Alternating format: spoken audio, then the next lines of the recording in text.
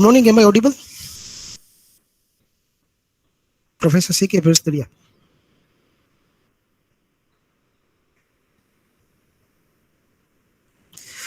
Okay.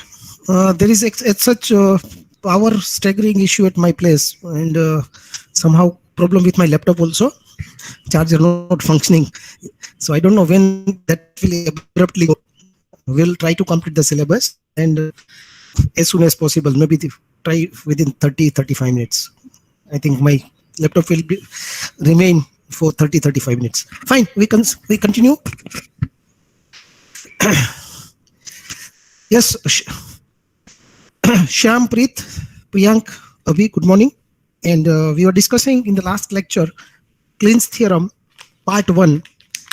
So for regular language, we have finite automata accepting it. And we are proving this using structural induction. So it is based on the recursive definition. And as per the recursive definition, from given regular languages having NFNLs, we can apply union, we can apply the concatenation, and we apply the star operations to generate new regular languages. So we'll construct NFNLs for these new regular languages. Union of two regular language, that is regular. Concatenation of two regular languages is regular, and star of closure of a regular language is regular. So we constructed NFNL for accepting union of L1 and L2, given that they were accepted by M1, M2, and then we looked at the concatenation operation MC for accepting L1 dot L2. Now we go to the third operator. This is a structural induction proof, the third operation. Just recap what we did in the previous lecture. Clean's theorem part 1, basic regular languages, we constructed NFNLs. The proof is constructive. We can construct NFNL for these regular languages, and we'll prove that these NFNLs exactly recognize the same language. Hypothesis, L1 and L2 are regular language, and corresponding, we have NFNLs accepting them. And these regular languages are closed into these operations, union, concatenation, and star. And we are showing that we can construct NFNLs corresponding to these languages. We constructed for L1 union L2, we constructed for L1 L2, and proved that what we constructed exactly recognize L1 union L2 and L1 L2. So the third part in the proof is remaining, that is NFNL for the closure, also called Clean's closure, and here is the proposed construction. We have M1 accepting L1. L1 is a regular language, and corresponding NFNL M1 accepts it. And now we are proposing the construction of MK that will accept L1 star. It will accept L1 star.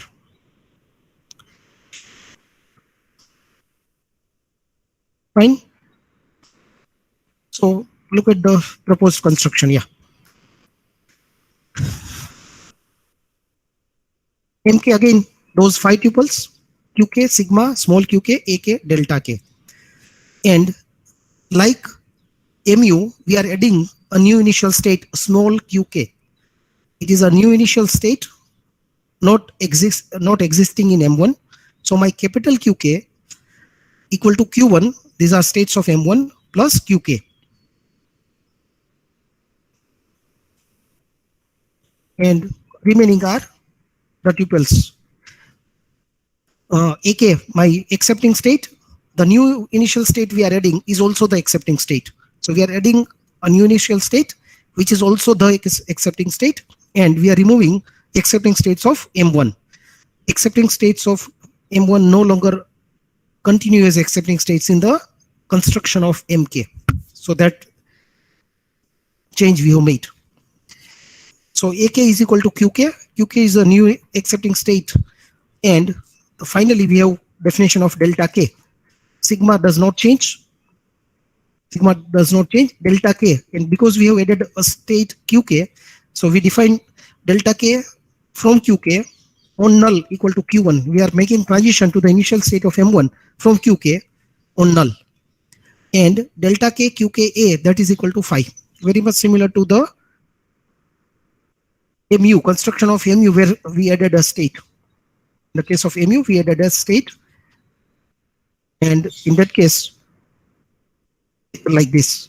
We had defined transitions from the new initial state only on null, and for A it was 5. Similarly here also, new initial state small qk also happens to be the accepting state, and we are defining transition on null to the initial state of M1, that is Q1, and for every A belonging to phi, it is for every A belonging to sigma, it is phi. So delta k qk that is equal to phi for A belongs to sigma. So this is transition. These transitions we have added from qk. Otherwise, we have previous transitions. Look at that. This one, right corner. So now we are not considering transitions from A1, that is elements of accepting state of M1. So for Q belonging to Q1 minus A1, we are not considering in definition A for delta K, because we are adding transitions from elements of A1 to QK. So time being, we are considering all the transitions of M1 except that of A1. So for Q belonging to Q1 minus A1 and alpha belonging to sigma union null as it is, the same symbol that we are using, alpha, delta K Q alpha is delta 1 Q alpha. Except for elements of A1, we are not disturbing transitions on A or null in M1. So delta QK Q, where Q belongs to Q1 minus A1, comma alpha, that is equal to delta 1 Q alpha, no change in that. But when it comes to elements of A1, that is part B in the definition, for Q belongs to A1, delta K QA is delta 1 QA again. From elements of A1, the transitions on input alphabets we are not disturbing. Only we are adding transition on null. And this added transition is to the initial state QK, new initial state QK. So for Q belonging to A1, delta K QA is delta 1 QA for A belongs to sigma, no change. However, when it is null, delta K Q null, it is adding QK. All the previous transitions on null remains as they were, plus we are adding qk. It is delta 1 q null. It means from elements of A1, suppose we already had transitions on null, of course we are not disturbing them. Additionally, we are defining transitions from them to the new initial state qk. So it is union qk, the last part. Delta k q null is delta 1 q null union qk. So this completes my definition of delta k. This is my definition of delta k. So we have defined all these parameters: capital QK, small qk, ak, delta k. And delta k means we are, because we have added a state qk, so separately we have defined transitions from qk on null, no transition on A, and previous transitions in M1 as they were, except in elements of A1. In the case of elements of A1, we are adding a transition to qk only when alpha is null. Otherwise, we are not disturbing transitions on A or on null, the previous existing transitions in M1. We are not changing them. So this is my proposed construction. And like earlier two cases, we have to prove that whatever we are proposing is correct. This is my mathematical definition. This was the figure. And here is the mathematical definition. And here is my proof. Whatever we are doing is correct. We have to prove that. We have to justify that. So to prove, if X belongs to L1 star, then MK accepts it. If any string is there in L1 star, then MK accepts it. And converse of this statement, whatever is accepted by MK, it belongs to L1 star. So first part, if X belongs to L1 star, then MK accepts it. So given X is element of L1 star, that is known. So because it is element of L1 star, then X may be null or may be not null. So let us take the first case when it is null. If X is null, and how would MK accept it? Very simple, because my initial state is also the accepting state. As the initial state is the accepting state, it accepts null. So first case, X belongs to L1 star, we know X may be null or non-null. If X is null, then it is accepted by MK as the initial state is also the accepting state. Otherwise, now it is non-null. We can bifurcate X as X1, X2, Xn, where each Xi belongs to L1. Under case number 2, it is non-null. It is known that x belongs to L1 star. It means x is equal to x1, x2, xm, where each xi belongs to L1. That is the meaning of x belonging to L1 star. The meaning of x belonging to L1 star is x is of the form x1, x2, xm, where each xi belongs to L1. Now, x is of this form. We have to show that mk accepts it. And how mk accepts it? Here is the argument, very simple argument. mk makes a null transition from qk to q1. Is that? mk takes a null transition from qk to q1.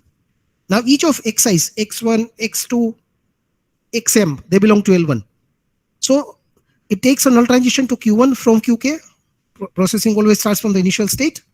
And then process x1 like m1. Reach an element of a1. Take a null transition to qk. And then repeat everything for remaining xi's. Repeat everything for x2, x3, xm. What is that? Take a null transition to q1. Process xi like m1. From accepting element of a1, go to qk. And then repeat it for x2, x3, x4, so on. So actually, it is processes x is null, x1 null, null x2 null, null xm null. And that is how it is accepted by mk. Here, each xi belongs to L1. So if x belongs to L1 star, x is of the form x1, x2, xm, where each xi belongs to L1. This is case where x is non-null, and each of xi's, they are accepted like m1 plus null transition from the initial state to q1 and null transition from accepting elements of a1 to qk. So it is null x1 null, null x2 null, null xm null. That is how it is accepted. That is how x is accepted by this mk. Fine. So part 1, x belongs to L1, then mk accepts it. And the converse is, if something is accepted by mk, then that x belongs to L1 star. So now here, in the converse, like previous cases, given x is accepted by mk. So as x is accepted by mk, it means corresponding to x, there is a sequence of moves that begins and ends at small qk. The reason is, my initial state is small qk, my accepting state is also small qk. So always processing starts from the initial state and ends at the accepting state. So corresponding to x, there is a sequence of moves that mk makes that starts and ends at qk. This is my first observation. Because x is accepted by mk, there is a sequence of transitions corresponding to x that begins and ends at qk. And since only transition from qk is a null transition from qk to q1, and only transitions to qk are null transitions from elements of a1 to qk, means x can be decomposed as null x1 null, null x2 null, null xm null, where for each xi, there is a sequence of transition from q1 to an element of a1. X is given to be accepted by mk, meaning the processing starts with the initial states, ends at the final state. Incidentally, the initial and the final state is same, that is small qk. So corresponding to x, there is a sequence of moves that begins and ends at qk. Only transition from qk, we look at the picture once again, only transition from qk, it is to the initial state of m1, that is to q1. Only transition to qk, it is from element of a1 to qk. It means x has been processed like null x1 null, null x2 null. And that is our concluding remark. Means converse part, it means x can be decomposed at null x1 null, null x2 null, null xm null. And what is this xm? Where for each xi, there is a sequence of transition from q1 to an element of a1. x1 is processed like m1, x1 is processed between q1 to element of a1. Prior to that, mk takes a transition to q1, and from element of a1, it comes back to q1. So each x has been processed as null x1 null, null x2 null, and for each xi, there is a sequence of transition from q1, the initial state of m1, to element of A1. So each of these xi belongs to, because of this last observation, each of xi belongs to L1. Therefore, my x, which is x1, x2, xm, it belongs to L1 star. That is my concluding remark. That is what was required to be proved. If x is accepted by mk, then x belongs to L1 star. That we have proved. Is the proof clear? In fact, this is the proof over for Kleen's theorem part 1. The induction statement L1 union L2, constructing NFNL for that, constructing NFNL for L1 L2, and constructing NFNL for L1 star. All the three cases we constructed and also proved that the construction was correct. Keval, fine. Chandres, clear. Got. Okay. Love, fine. So with that we complete. Be fine. With that we complete Kleen's theorem part 1. Earlier we had completed theorem 4.1, that is finding out FA for given NFA. Theorem 4.2 we have not discussed so far, that is converting NFNL to NFA. And lastly, using the concept of Kleen's theorem in constructing NFNL using the theorem. Let's see how we do it. So let's construct NFNL for this particular string 0, 0 plus 1 star, 1, 0 star.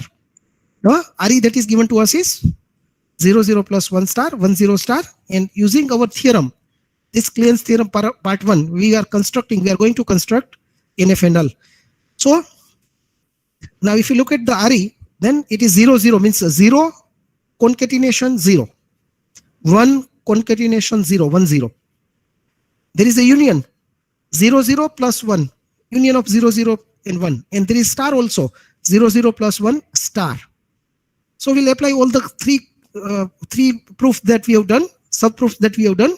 The concept that we used will be used in constructing NFNL for the given RE. Kleen's theorem part 1, concept of Kleen's theorem part 1. Here is the construction. 0, that is fine. NFNL for accepting 0 is 2 states 0. That is figure A. NFNL for accepting 1, 2 states, the transition is 1, 1. So these are basic NFNLs for accepting the language 0, for accepting the language 1. And next we have concatenation. And when we do concatenation, we know we make a null transition from accepting element of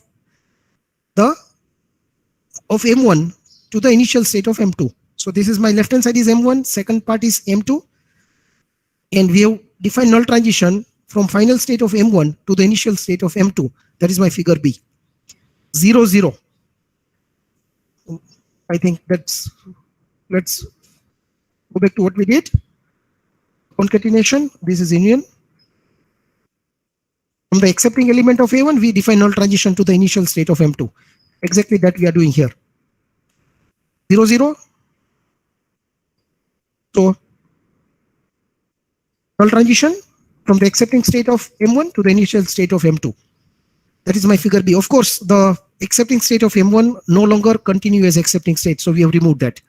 Only accepting states of M2 are the accepting states of M1, M2. So that is my figure B. And similarly 1, 0, 1, 0. Basic block 1, we are concatenating to that 0, null transition, and only accepting states of M2 are accepting states in 1, 0. So that is figure B. Next we take figure C, 0, 0 or 1, 0, 0 or, so we have a block for 0, 0. We do have a block of 1 in figure A, and we are clubbing that 0, 0 or 1. And we know in case of union, we have defined a new transition, new initial state. We have defined a new initial state, that is QU, and we define null transition to the initial state of M1 and M2 respectively. No change in the accepting states of M1, M2. That is union. And that's what we do here.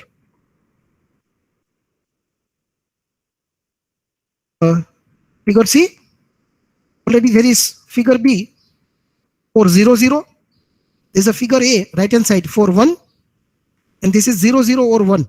So new initial state and null transition to the initial state of 0, 0 and 1 respectively.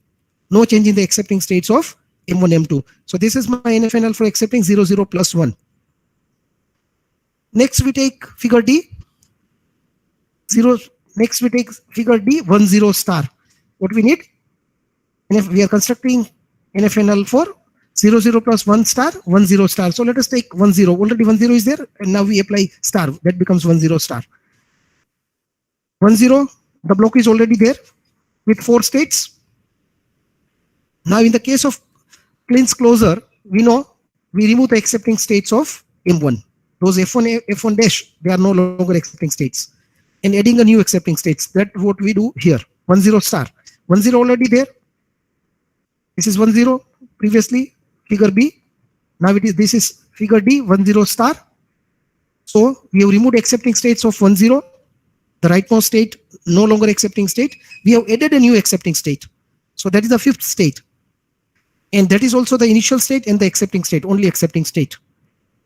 And we define null transitions from the accepting element of M1 to this new initial state. So we are defining this from state number, rightmost state to this new initial state. This becomes 1 0 star. 1 0 star. Figure C was 0 0 plus 1. Now we have 0 0 plus 1 NFNL. We have NFNL for 1 0 star. Of course, we require NFNL for 0 0 plus 1 star, because ultimately that will be the concatenation of 0 0 plus 1 star 1 0 star. So that will be my figure E. Now taking that, making for 0 0 plus 1 star. So that is figure E. See, figure C is 0 0 plus 1. Now we are constructing NFNL for 0 0 plus 1 star. So accepting states of that 0 0 plus 1 NFA, they are not, now they are no longer accepting states. So we have made them non-accepting states. New initial state we have added.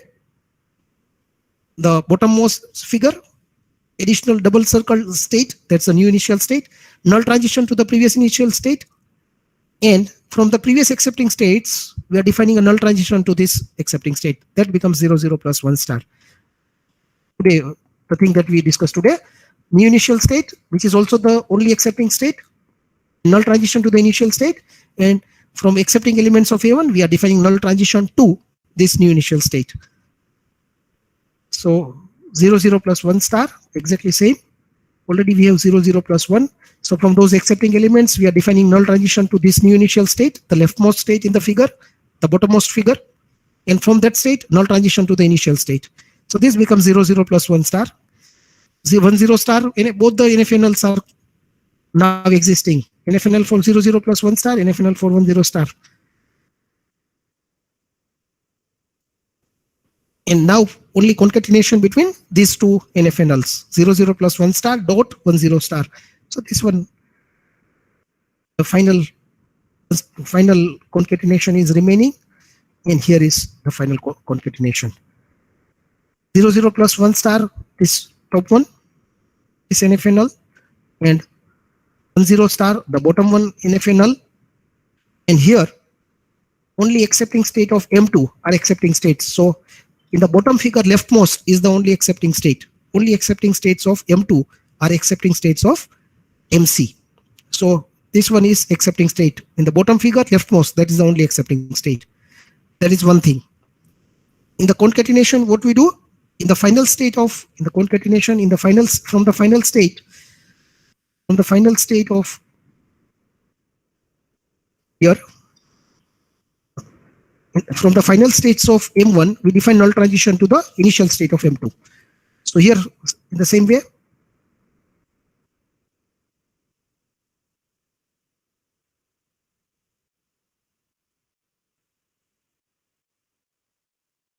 from the final state of M1, we are defining a null transition to the accepting state of M2. So top figure, this one, leftmost state, that is the accepting state of M1. That's the only accepting state of M1. From that, we are defining a null transition to the initial state of M2, which also happens to be the accepting state. So with that, we complete constructing NFNL for 0 0 plus 1 star 1 0 star using Klein's theorem, using the concept of Klein's theorem. Is this fine? We are running out of time. If I cable figure B, can you repeat figure B? Why there is null between 0 0? Yeah, because see, it is concatenation of figure B. It is concatenation of 0 to 0. This is my basic block. and we are exactly following the theorem. So in the case of concatenation cable, we do have a null transition from the accepting. Yeah. So this is exactly following the theorem. This is my NFA null for this using the algorithm. Now very quickly, I don't know how much time we have. Suddenly it will go down.